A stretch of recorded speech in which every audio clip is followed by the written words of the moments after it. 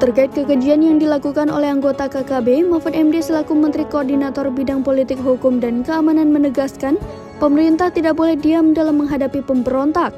Dalam hal ini, kelompok kriminal bersenjata di Papua yang menyandra pilot Susi Air Philip Mark Martens hingga mengakibatkan 5 prajurit TNI Angkatan Darat gugur. Diketahui pilot Susi Air Philip Mark Martens disandra KKB sejak 7 Februari 2023.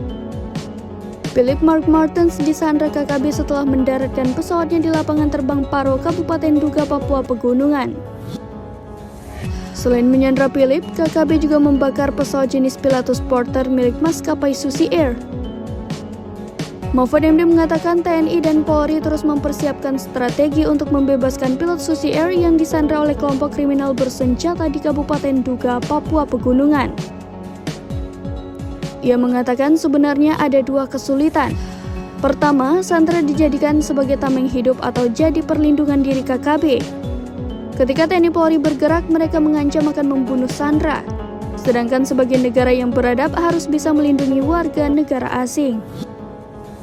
Kemudian yang kedua, selain menjadikan pilot berkebangsaan Selandia Baru sebagai tameng, Mahfud MD mengatakan kelompok kriminal itu juga menjadikan perempuan dan anak-anak sebagai alat untuk melindungi diri dari pengejaran TNI Polri.